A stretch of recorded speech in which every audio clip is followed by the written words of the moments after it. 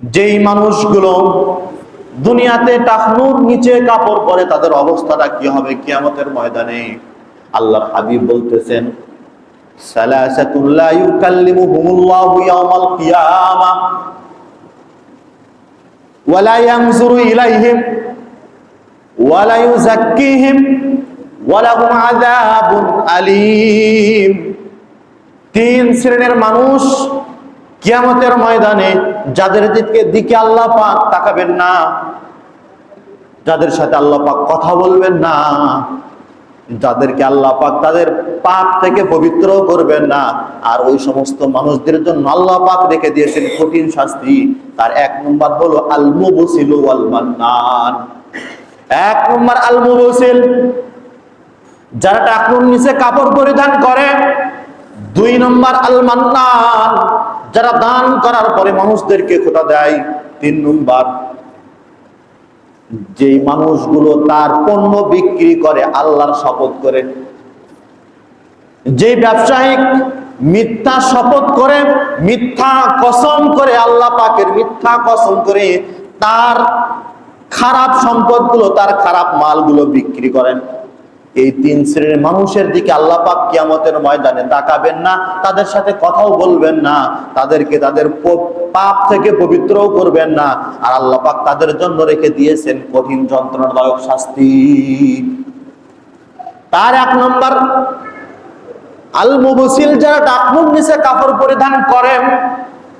আমার সমাজের এমনও মানুষ লুঙ্গি পরিধান করার সময় এমন ভাবে লুঙ্গি পরিধান করে যে টাকনুর নিচে লুঙ্গিটা ঝুলে যায়। রাস্তার ধুলাবালি যা আছে সব পরিষ্কার করার জন্য মনে হয় সরকার তাকে দায়িত্ব দিয়ে রাখছেন। আবার যুব সমাজের যুবকরা ইহুদি খ্রিস্টানদের সেই কালচারটাকে গ্রহণ করে নিয়েছে। তারা যখন প্যান্ট পরে তখন দেখা যায় টাকনুর এমন নিচে চলে যায়, জুতা সহ পিছনের অংশটা একেবারে ঢেকে যায়। অথচ যেই কাজটা ছিল মহিলাদের, টাকনুর নিচে কাপড় পরিধান করতে হবে মহিলাদের, কিন্তু সেই অভ্যাস, সেই কালচার আমরা পুরুষরা গ্রহণ করে নিয়েছি।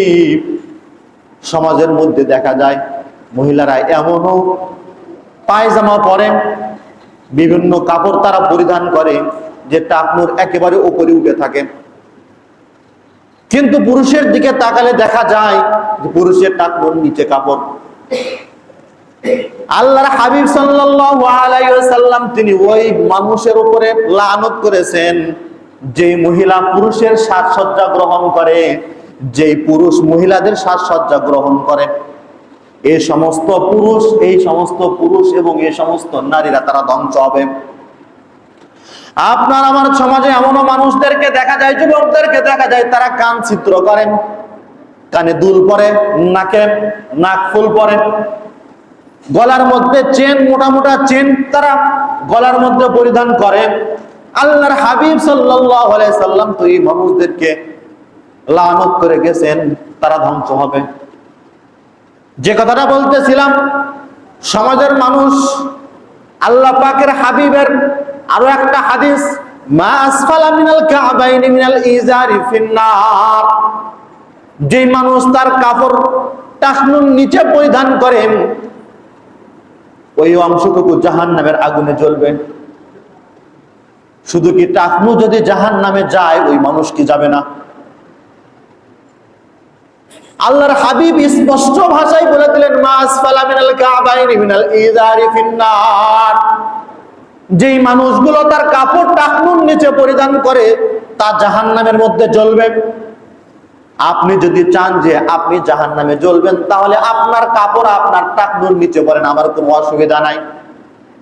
যদি আপনি জাহান্নামের সেই আগুন যদি আপনি সহ্য করতে পারেন, তাহলে আপনার কাপড় আপনি টাকনুর নিচে পরেন, আমার কোনো সমস্যা নাই। আপনারা কি চান যে আপনি জাহান্নামে পুড়বেন? এমন কেউ কি আছেন যে আপনি জাহান্নামে পুড়তে চান? জাহান্নামে আমরা কেউ পুড়তে চাই না, কিন্তু সমাজের দিকে তাকালে এমন অবস্থা দেখা যায় প্রত্যেকটা পুরুষের কাপড় তার টাকনুর নিচে পাওয়া যায়।